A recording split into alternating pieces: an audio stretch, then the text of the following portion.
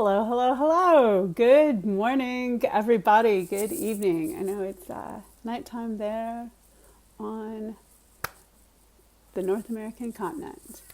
Uh, Good morning. Nice to see everybody here. I'm assuming that any of you who are regulars will know I have my usual technological plea. If you cannot hear me or cannot see me and you think you should be, please send me a chat or raise your hand. Let me know we're all good. I am super excited about our topic today. We're talking about imposter syndrome, which, my goodness, so many of us in the rooms have that experience, and we are ready to turn it around so we can feel so much more free in our recovery and not have those worries. I have had an awesome week, absolutely awesome. I've been engaged in this wellness summit, helping a beautiful woman in Tennessee get this wellness summit kicked off with a great boot camp. So I'm going to tell you a little bit about that. Hoping again that I'm on and we're live. Yeah, so I've been doing this Operation Immunity Summit. It's really officially kicking off on the 23rd, October 23rd. So it's a free online event focusing on immunity from every angle, 23, 24, 25, all about amping up your immune system and making sure you stay well. The weather's changing. It's a little bit harder than, than maybe in the warm months when we're out and we're more active. And now maybe feeling more stuck inside and like the weather's changing. So looking at immunity now for all the obvious reasons I will not bore you with. You can find out more at the fabulous Jennifer Lovelace's Facebook group, The Hot Sweaty Results Club. How fun is that to even say out loud? But with concerns about COVID and the flu and the common cold and just seasonal stuff, now is the time to build a better immune system. We talked a little bit about this last week, talking about inflammation and how that relates with our recovery. So we dive in a little bit more. We go in some different directions here. I will be on next Monday evening. And the information for this free summit, there's doctors and nurses and spirit healers. Just a wide array of people with expertise in different arenas of staying well, staying healthy, keeping your immunity up. And so you can get that information on my Facebook page, Gut Feeling Nutrition Therapy, or at Jennifer's Facebook page. She's the host who's pulling all this together. That's the Hot Sweaty Results Club. Frankly, I think her name is better than mine. It really sticks in your head. And I had a big thank you to her after we kicked it off with the boot camp. I mentioned to you guys a while ago that I am trying to love collagen and I just don't. Some types of collagen are helpful for reducing inflammation. They're helpful for reducing arthritis symptoms, particularly, and discomfort. And I have genetic arthritis that's in my hands now. Hopefully we'll keep it right there. So I've been trying the collagen as a powdered supplement every day, and I don't love it.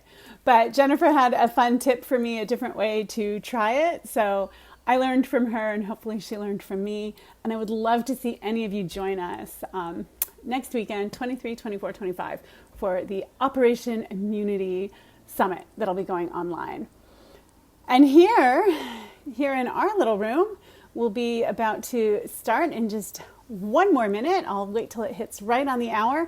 I'm assuming you can hear me. Nobody has sent any texts or gotten in the box shaking their heads, no, can't hear you. So I assume that folks are here and that there are no tech problems so far. Do I have wood? Here, knock on my little friend Puppy here, who is facing the other way today. I'm rotating Puppy to get more sunlight. Okay, welcome to the Nutrition and Wellness weekly session here. Today we are talking about imposter syndrome. And let me tell you what I know about this. I took 20 years to get my first degree, my 4-year bachelor's degree, the one that launched me into being a dietitian. It took me 20 years to get this 4-year degree. And I remember when I had just over a year sober and I went back to university to try to do this thing, this grown-up life thing, and get a college degree, all that. I walked onto campus just over a year clean and sober, at least 10 years older than most of the people around me. And I almost gave up immediately. I felt like such a fraud.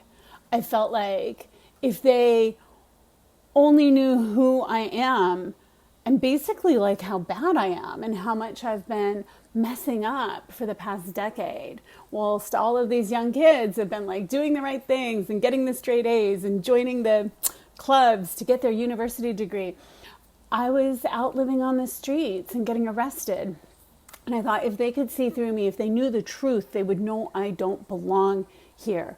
If they could see through this facade. And thank heavens, my first sponsor, just a wise and compassionate and beautiful woman who had walked before me on this path, not just of recovery, but this path of life. She had walked before me. She had gone back to university. And she was so encouraging. And she told me, just keep going. Don't drop out. Act as if you belong. Just keep showing up and act as if you belong there at university. And it was that time in my life where I just, I took suggestions on board and I just did them. I didn't question it. I didn't come back to her and say, well, how do I know I belong? Or, what do I know about these other people, whether they belong or not? She told me, keep going to college. So I did. And I tried to act confident and act like I belonged there.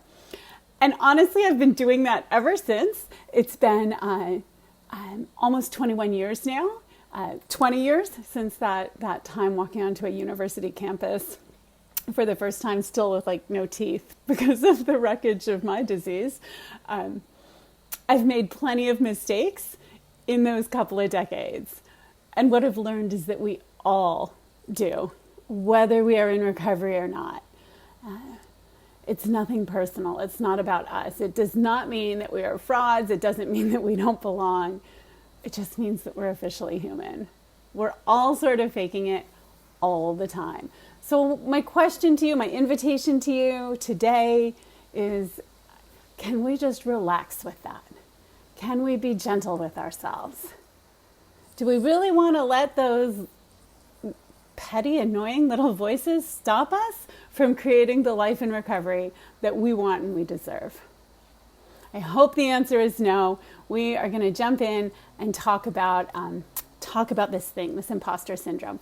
So I'm Lulu Cook. I am a counselor. I'm a best-selling author. I'm a dietitian, and I am in recovery and have been for some time now in a variety of different rooms.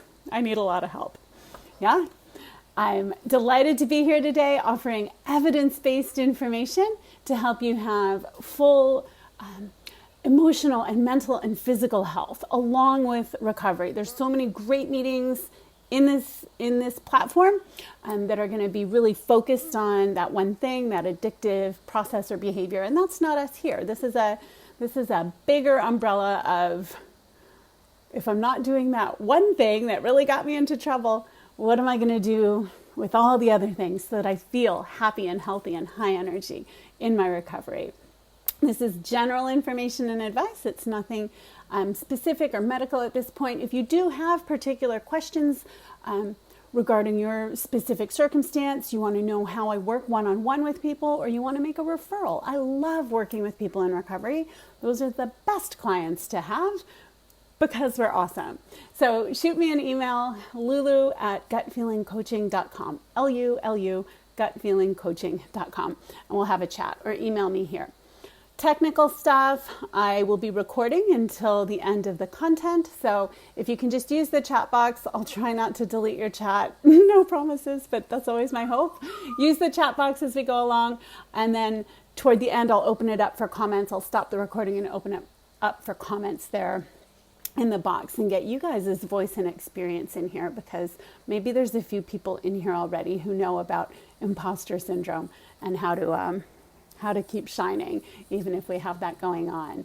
And then the recordings are available later if they work out well. If they're clean recordings, they'll be available later at my Facebook group, Gut Feeling Nutrition Therapy.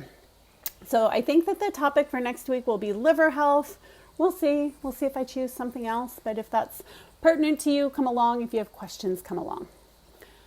So let's talk about imposter syndrome. I shared my first real awareness of it with you at the beginning there. But many of us are going to have this. We're going to be offered that promotion at work, to move from being just a cashier to being a shift supervisor. Or we'll be offered a service position in a recovery room. Or somebody's going to ask us, somebody we kind of have our eye on might ask us, hey, do you want to get together, go out for dinner? We might get accepted to a certain school or training program. And the instant feeling is, I'm a fraud. They don't know I'm not good enough for this. They're going to find out and they're going to think I'm incompetent. Imposter syndrome means that we think that our negative evaluation of ourselves is more accurate than any positive evaluation anybody else could possibly have. It's related to self-doubt, lack of self-confidence, that feeling of not being good enough, obsession about the mistakes we made, just ruminating and replaying any mistakes we've made. Those of us who have addictive histories, we're good at obsessing about things, right? So with imposter syndrome, we can get obsessive about the wrong things for sure. Insecurity and anxiety about all of this can lead to this sort of global feeling of panic. It was about this one thing, being offered a promotion, but now it feels like everything is on the line, my entire identity. They're gonna find out how much I suck, and there's panic. The pressure is intense, and that kind of psychological pressure impacts our physical health at all. There's a field called psychoneuroimmunology. It links together all of these facets where how we're thinking and the way we're responding to the psychological or mental pressures of the world, when we're getting that worked up, it has a direct effect on our stress cascades and then our immunity, back to something else we were talking about earlier. So even our physical health can be on the line if we get too wrapped up in this. That there's social anxiety, there's tons of fear. We're going to talk about some of the kinds of fear that are specific to imposter syndrome. This phrase was coined in 1978 by a couple of psychologists, and the definition of it is that they can't, someone with imposter syndrome can't take on board their accomplishments, and they have a persistent fear of being shown out as frauds. No matter what external evidence there is, we remain convinced that we do not deserve the success we have achieved. And if we happen to be successful with something, we do get that promotion. We do get into that program we wanted to get into. We dismiss it as, oh, that was just luck. It was just good timing. Or that somehow I managed to trick people into thinking I'm better than I am. So we disregard our own talents and abilities, particularly when it comes to achievement or opportunities. So a great example of this is Harry Potter. When Harry Potter was told, officially notified that he is a wizard, he has wizard genes and wizard capabilities, what was his immediate reaction? I know some of you are already thinking of this. His immediate response was, there must be some kind of mistake. I couldn't possibly be magical or special in any way. They made a mistake. So along with any of us this is resonating with, we can know we're in great company with Harry Potter, who also suffered from imposter syndrome. So who is most at risk of developing imposter syndrome? Well, the early research is mostly with academics, doctors, nurses, and specifically women in those fields. And I think this is just a bias of where the research was looking, because I'm going to tell you my observation is that dope fiends and binge eaters and chronic gamblers have just as much imposter syndrome when it comes to the good things that can unfold in our lives.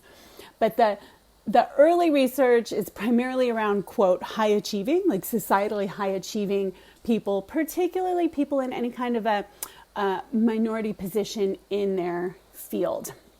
So imposter syndrome is overall unequally distributed. It impacts women and women of color and people of color more so. So people from non-dominant social groups. And there was one pretty measly study about it in adult children of alcoholics.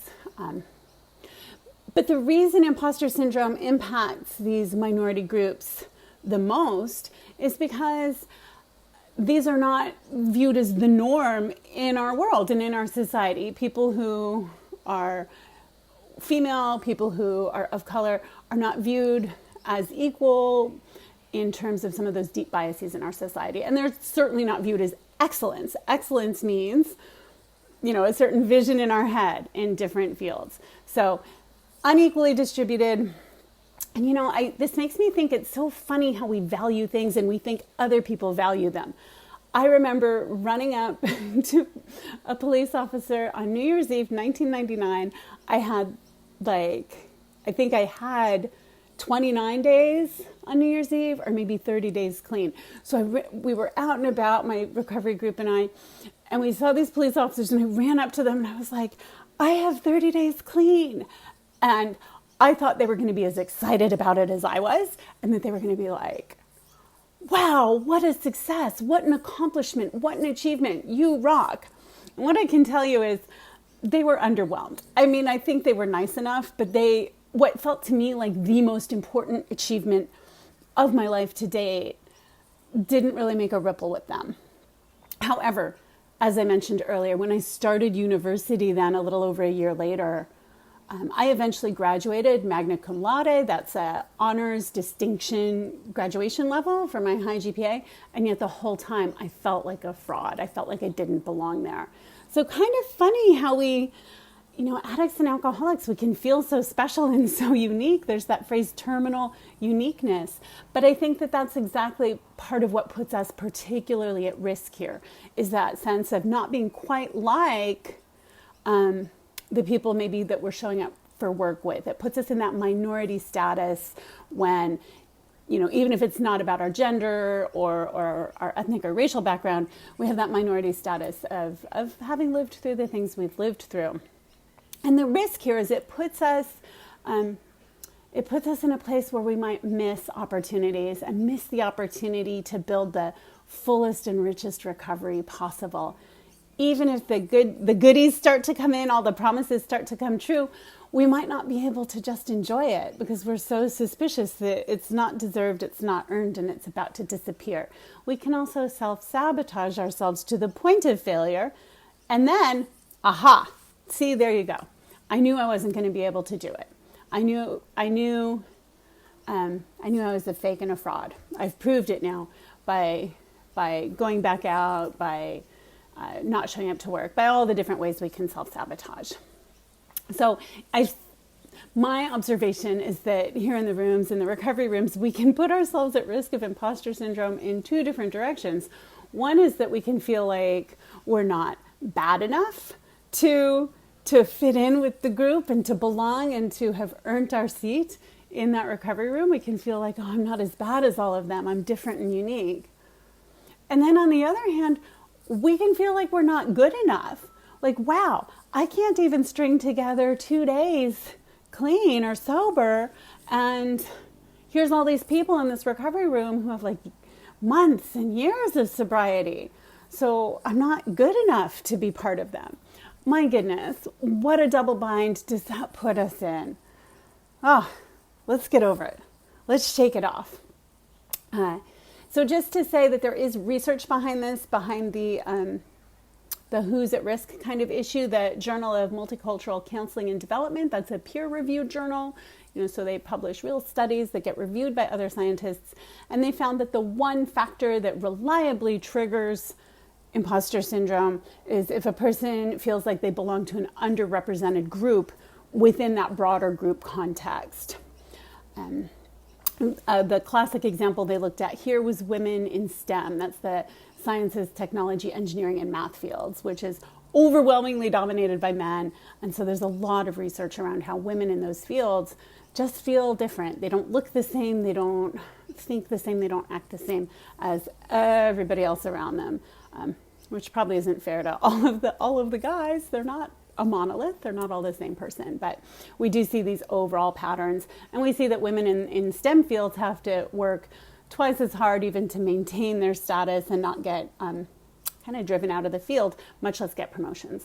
So this is a real thing, and we can see it rippling out at different levels of society.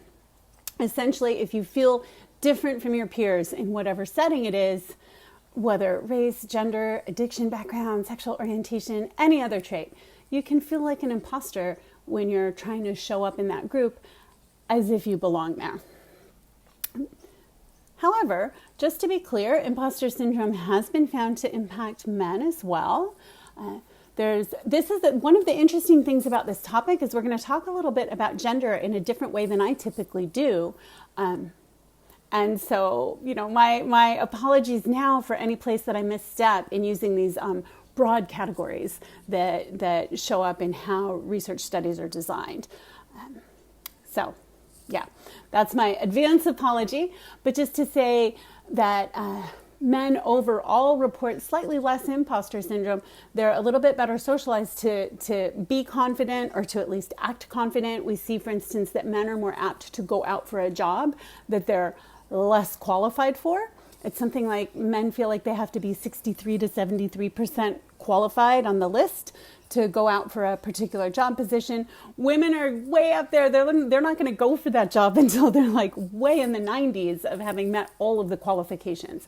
So that kind of thing, we do see those differences. Of course, it could be different for any individual, no matter where they are on that gender spectrum. But we see those patterns.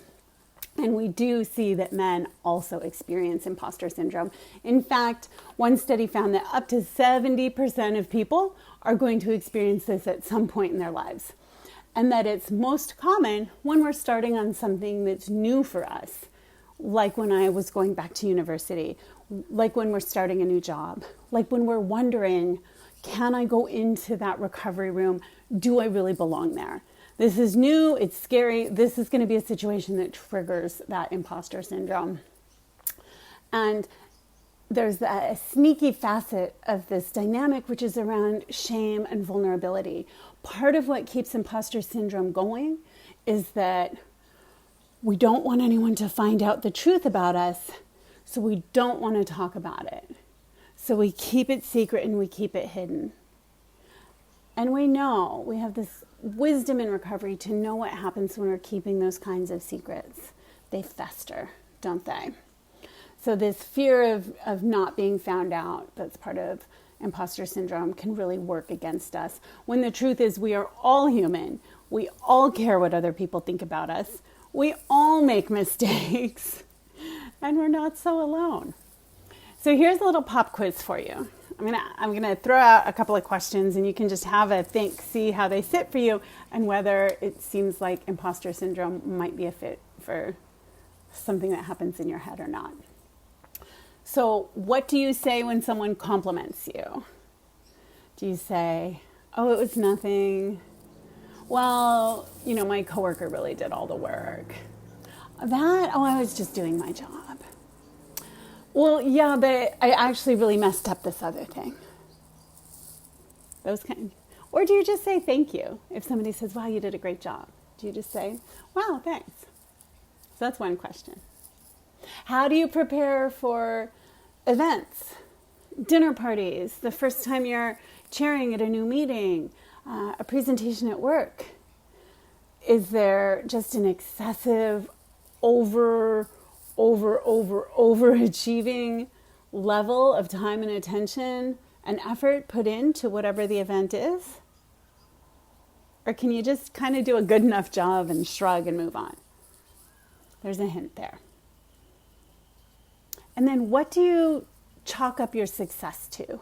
When you do get the raise, when you do hit that big milestone in recovery, when that cutie down the way does ask you out on a date, what do you chalk your success up to? Is it just luck and good timing? Is it that you somehow bamboozled them into thinking that you're better than you are, you're smarter than you are, you're more competent than you are? Here's a tricky one for people in recovery. Do you chalk your success up, oh, it was just my higher power. I didn't have anything to do with it. It was just my higher power.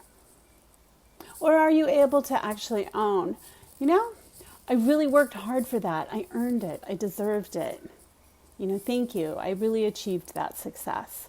Maybe I did get some help from my coworker, from my higher power. Maybe I did get some help, but I earned it. So those are some questions to think about. What do you say when someone compliments you? To what do you chalk up your successes? And how do you prepare for new events? So some of the ways imposter syndrome shows up, and I want to be clear here to say that for many of us, it's not going to show up everywhere. We might experience imposter syndrome in some settings, but not others. So university or school or a professional training program, that's a huge place that imposter syndrome might show up. We feel like we're just not as smart. Everybody else makes it look easy, and we must just be dumb. Work, employment. I'm unqualified. I don't really deserve that opportunity or that promotion, and somehow I've fooled them. Relationships. How many of us have had that sinking suspicion that our partner might find out who we really are and stop loving us and even leave us? Now, asterisks. If we are hiding major addictive behaviors from our partner and we're worried they're going to find out who we really are, that's not the same as imposter syndrome. That's just addiction. It's a whole other topic. But, if we're mostly doing the right things, we're living out a good intention, and yet we still have that sinking feeling, if only my partner really knew, they'd leave me. We can even push them away out of that fear that we're going to be found out, that fear of failing in this relationship. Parenting, other parents they make it look so easy, and my kids are just hellions. I'm clearly not doing this right. Physical fitness, exercise, yoga class. Oh my goodness. I hear this so often from people who have this gorgeous intention to be taking care of themselves and taking care of their bodies and minds and emotional and psychological well-being by moving and getting stronger. And yet the level of feeling like I don't belong here, I'm just a fraud, is huge. It can be hard to walk in that room for the first time. And I'm going to tell you what, even the person at the very front of the room in yoga class who looks like they can just twist themselves into a pretzel on command, that person might suffer more from imposter syndrome than anybody else in the room, including the person who has to just touch their knees because they can't reach their toes. Imposter syndrome is not about the truth or the accurate objective reality of how well we're performing or what we're doing. Social media can be a huge place of imposter syndrome. And I think sometimes that's because we know we're sort of being a fraud. Sometimes, some of us, right? We know I just had a screaming fight with my kids, and now I'm posting this smiley picture of whatever, of going for a walk. I mean, maybe we legitimately feel that way, but we can sense within ourselves that there's this disconnect between the truth of our experience and what we're putting out there. And then we can feel really fraudulent. And I sort of, maybe social media will be a good topic to cover, because I think at a future show, I think it definitely impacts our physical and mental health. So we'll do that. I'll make a note. We'll do that in the future. Our faith communities.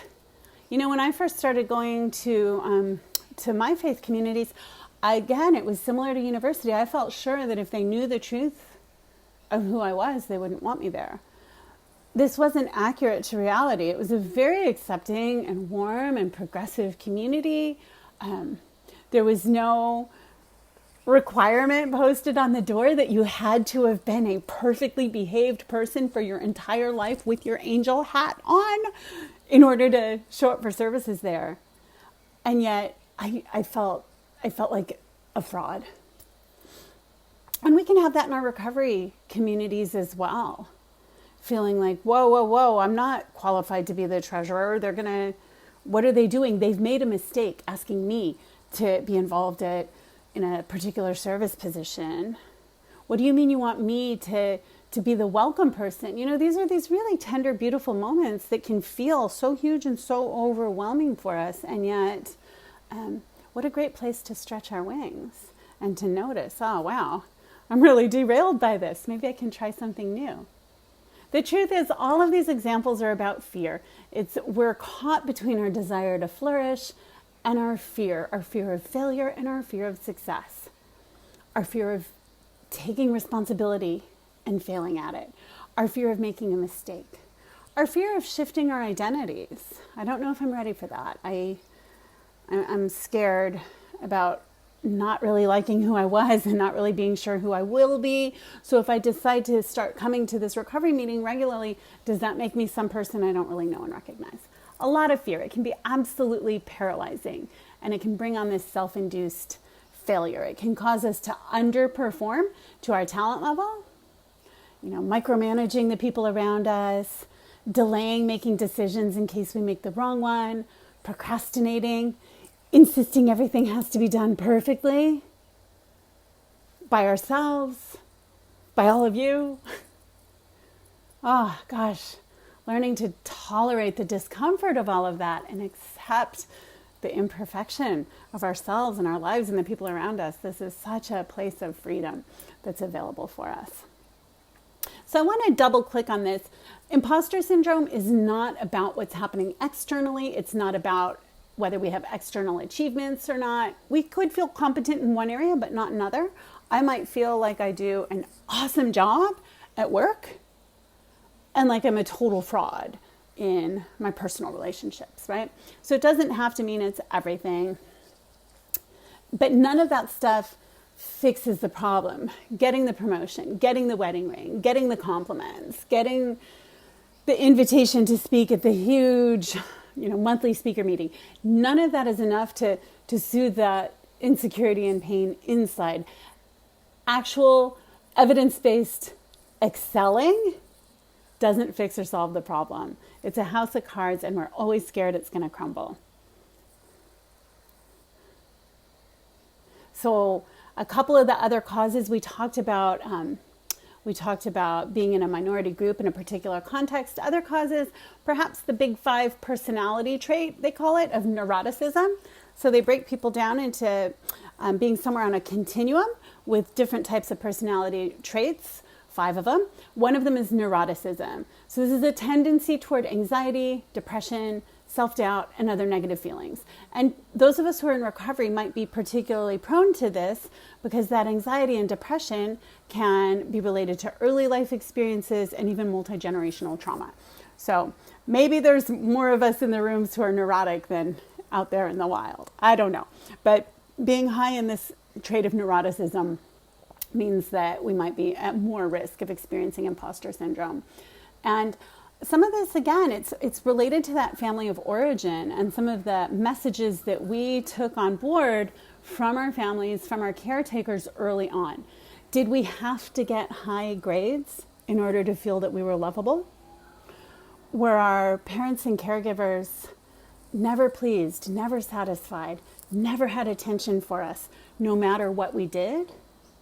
Were we always praised for these external achievements of getting the A, I was going to try to do a baseball metaphor, but I just don't even know it. Like getting the first place on being on the baseball team. If we're praised for those external achievements rather than the intrinsic qualities that we have to offer, this can set us up for having to prove, perform, earn love and care and attention and validation. It can set us up to have a really rigid extreme in our head. I'm either smart or dumb. I'm either successful or a failure. There's no in between with that kind of thinking. This harsh fault finding with ourselves, no matter what the truth of the situation is. It's related to shame, as we mentioned earlier, having these unrealistic and demanding goals of ourselves that we learned early on. We would never put them on anybody else, and certainly we wouldn't put them on anybody else, like maybe somebody struggling in their recovery, somebody brand new in the room. So we're not going to expect them to be performing at astrophysicist level, but we can expect that of ourselves. Super sensitivity to any perceived criticism. This is another place that there's some gender research. Men seem to have a little bit of a thicker skin with kind of low-level criticism that might come their way. They don't necessarily take it on as a personal commentary, whereas women more so in the data take that on and feel like, well, that one person once said, I didn't do a good job writing the monthly report. So even though I have 3 years of excellent monthly reports since then, that one person was probably right. And all of these other people over the past 3 years, they just don't know what a fraud I am. So good place to have a little bit of a tougher skin. Who has the time to listen to that one person 3 years ago, yeah? And there's a neurobiological aspect of this. Imposter syndrome is part of a protective aspect of ourselves. We don't want to be perceived by the group around us as being incompetent or as being fake, as being liars, essentially, or being not good. We really want that sense of belonging and acceptance for who we are. And so our brain is working hard to make sure we maintain the belonging status in our groups. But it can get all tangled up with the shame that we can feel when we think that we're faking it and it's not true. Then we're just scanning for danger. We're scanning for proof that we're a fake. We're scanning for proof that we don't belong. We're filtering out any positive experiences, getting rid of any times that we've succeeded at things, not paying attention to those or taking credit for those. That evidence that we're actually okay. It's part of our mind's effort to protect us. Let me focus on the negative and try to fix that, because that'll keep me safe. This gets so rigid and inflexible, though, doesn't it? There's no middle ground there. There's no rest. There's no peace. If I have to be perfect and please everyone, that is impossible and I am going to fail. So my only other choice here is that I am a failure and no good. And if you just gave me a promotion anyway, then obviously I've fooled you, so now I'm a liar too. Or you're an idiot. So this is nobody wins here. Either I'm wrong or you're wrong or everybody's wrong. It's just a mental trap we can step out of. We can just put that aside and step out of this disparity between our self-expectations and goals versus the reality that none of us are perfect. We can sort of soothe our little reptilian brains. They think that they're under attack. Really, we are the ones attacking ourselves with these thought streams. Our stress is going up. Our hormones are surging. It's impossible to think clearly when we're snagged in that. We cannot make good decisions in that state. And then we're more apt to make the mistakes that are going to prove our point. Oh, these poor little lizard brains of ours. These programs were installed early. These beliefs happened early in our lives and even just early in our species. So we just can't take those on personally. The beliefs that drive all this are that I must not fail so that I can avoid being found out. So maybe that means I must not try. I feel like a fake. I don't deserve the success. I've tricked other people. It's all down to luck. The success isn't mine. It's just total whim and chance. Or success is no big deal. It wasn't, I would have thought it was a big deal if somebody else did it, but if I did it, it's, whatever. It's not important.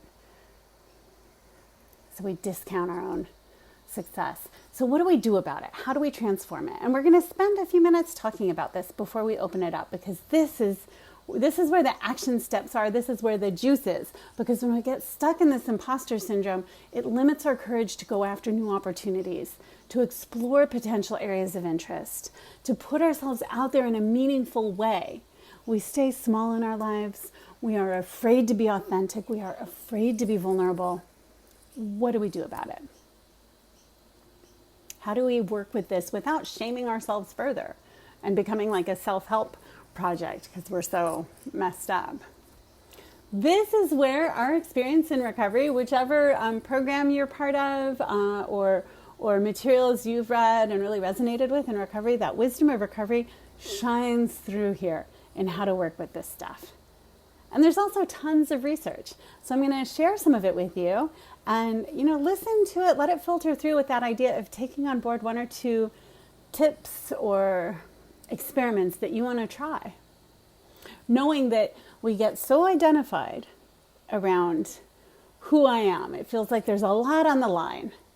But the truth is we can grow and we can change. And even if we've been really stuck in this, it's possible to learn new ways to be.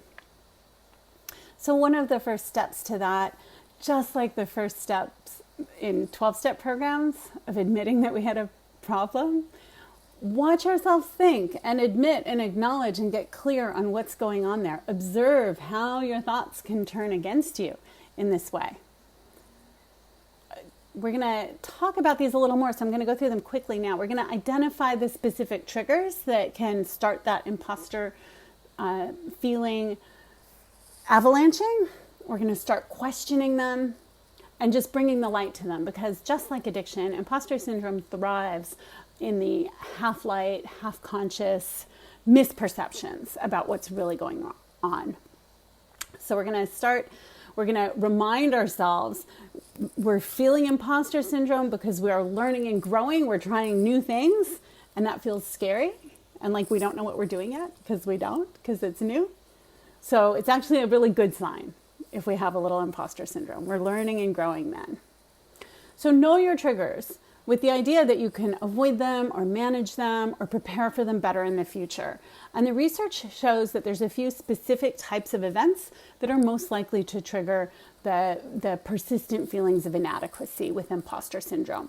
That's if we are questioning our own expertise. Do I belong here? Do I know enough? That's going to be a trigger for many of us. Comparison.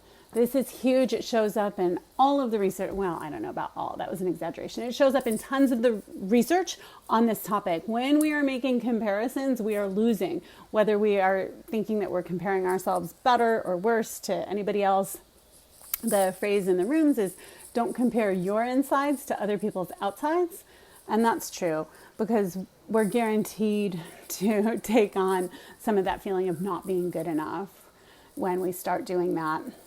This is another one in which women flag in the research to struggle with the comparison a little bit more than the men do. They seem like, in general, maybe men might be able to shrug it off a little bit, those comparisons, or maybe even take a comparison to somebody else as motivation to try to catch up, to try to achieve. It's a competitive motivation in some cases, whereas women tend to just take it as proof that we suck. So there you go.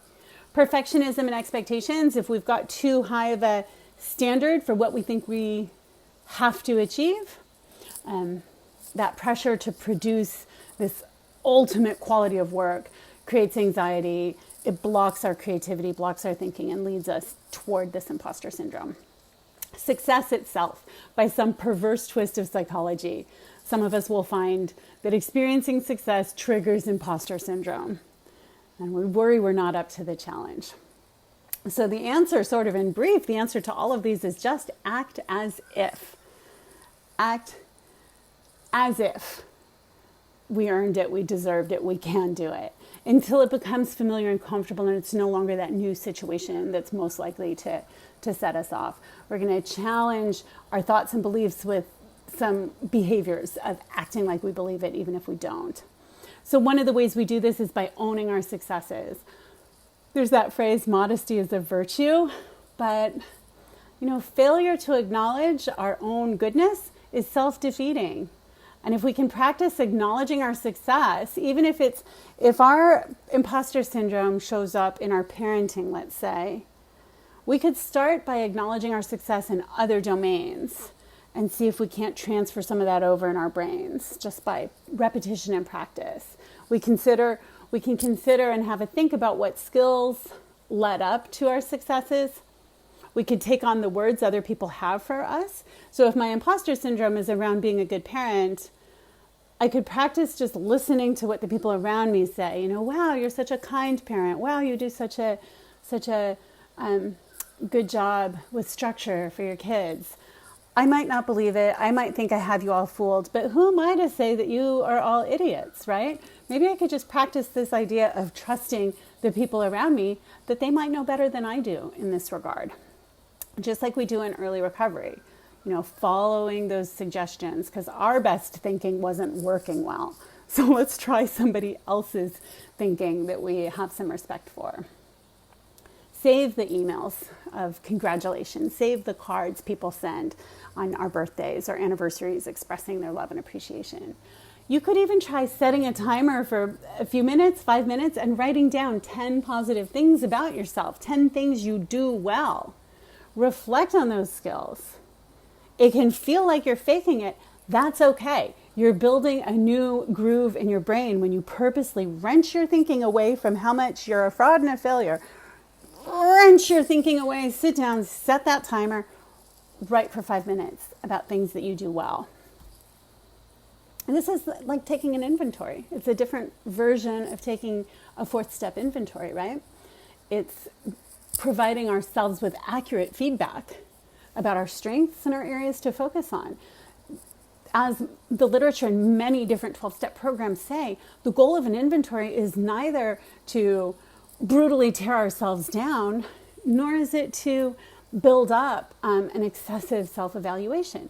It's to take this accurate snapshot of our strengths and areas that aren't strengths yet. So this is the same process we use with other areas of our life that don't seem directly addiction related. We love ourselves up about the things that we're doing well. We keep amplifying those in a way that feels like, technically I should be proud of this. I graduated top of my class. I should be proud of this. The people around me tell me I should be proud of it. So I'm going to practice this idea of just shutting down the thinking and letting myself be proud of it. So we need to maybe ask for some help with all this. Confide in someone. That vulnerability that we learn in recovery of admitting our weakness, sharing our weaknesses with somebody else. There's a real strength and freedom in that some of us have experienced. We find out that we're not alone, or maybe we just get some good ideas. A lot of these tips about how to beat imposter syndrome can sound so easy. Well, just stop thinking that way. They're not. They take practice. And so having somebody on your side to help you stay in action and help you stay accountable to practicing these new ways of thinking is a powerful tool. And research suggests that it can be more powerful if you're reaching out to someone outside of your immediate circle. It might be a better tool to combat imposter syndrome because somebody outside of your immediate circle can help you put concerns into context and recalibrate your perspective. And then another way we work this through is by sharing our expertise with others, mentoring and helping others. And that just helps underscore in our brains. Actually, I kind of know this stuff. It sounds a little bit like sponsorship there, right? We might have felt like a phony the first time we walked into a room, but at some point we're like, no, yeah, I've done this. I know this. I can help with this. And there's that confidence. You're not faking it anymore. You've done it long enough that it's true and it's real, and you feel really solid in that. Real peaceful place to be. So almost the last thing I want to say here is to just really, I encourage you to take a kind perspective on yourself. Practice being in the habit of positive self-talk rather than mentally running yourself down. That's just not helpful, the running yourself down all the time. So challenge yourself. When I catch it, let me shift it to some positive self-talk instead. You may have to remind yourself over and over and over and over again of the same achievements. That's okay. That's what the literature shows. The research shows that. It's not just you. It's very common for people with imposter syndrome to need a lot of practice to turn around that unhelpful thinking pattern. This is similar to the Buddhist idea of keeping a book of merit. There's an idea that you might, throughout your life, when you did something of esteem, something generous or kind or helpful in the world, you might write that down in a special book and really let it land. Yeah, I did that. I helped that person. And then in this particular tradition, at the end of your life, when you're perhaps on your deathbed, somebody would read through to you, reading to you these examples from your whole life of the times you've been useful and helpful and kind to others. We all have those moments of having done the right thing and been useful and kind or smart or deserving. Don't miss paying attention to them. Even short exercises of self-affirmation, writing about the values that are important to you and how you've lived up to them, they can help protect you from imposter syndrome. So these gifts that we dip our toes into in recovery, let's expand them out to a bigger context. This is not only about our addictions. This is about being human. It's our common humanity. We are all learning and growing and making mistakes in this lifetime. I certainly am. It's not personal. It's not our fault. We're just human. No big deal. We're good enough. It's a very important idea. It's often better to be good enough than it is to be perfect. And here in the rooms, we are good enough parents. We are good enough community members. We are good enough friends. We are good enough employees. What's not good enough about that? All right. So those were some thoughts about imposter syndrome. I'm really keen to hear what other people in the room think about it. Again, I'm Lulu Cook. If you want to talk more about this, but not in the public context, please just email me, lulu@gutfeelingcoaching.com, or here. Check out my Facebook, Gut Feeling Nutrition Therapy. You'll see the videos eventually get posted there. And likewise, other great content as well. I see one person up in the window and I see one chat. So why don't I pull you on in? Let me stop the recording to preserve anonymity.